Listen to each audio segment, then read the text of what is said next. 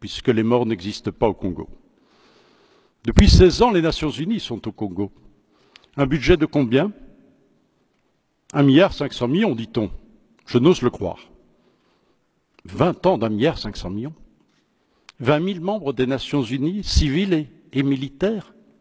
Mais non, ne me dites pas qu'après 16 ans, nous revenons à la case départ. C'est invraisemblable. Et chaque fois, partout où nous nous sommes rendus avec Colette Braeckman, toujours le même cri des femmes.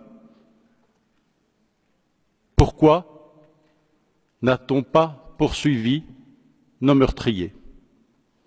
Pourquoi les Nations Unies, qui ont fait un travail exceptionnel, grâce à leurs experts, dans ce fameux rapport mapping, qui est la pièce maîtresse, la pierre angulaire de toute l'action, me semble-t-il, pour faire régner la justice dans ce pays, pourquoi, après ce fabuleux rapport qui a listé les 617 violations graves des droits de l'homme, du droit humanitaire, du droit de la guerre, pourquoi pas de poursuites judiciaires? À quoi bon avoir fait ce travail si c'est pour qu'aujourd'hui les criminels soient généraux, ministres, pour des sociétés les plus diverses, et qu'avec arrogance, elles soient là, devant le regard des victimes, humiliées, violentées, impuissantes?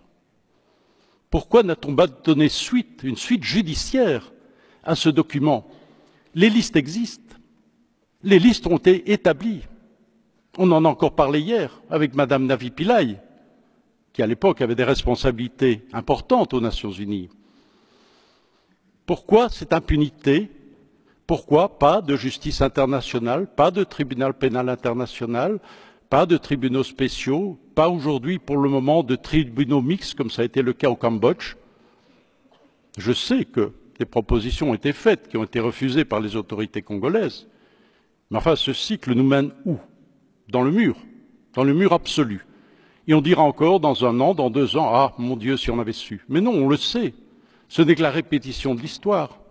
On voit bien tout le scénario qui se profile.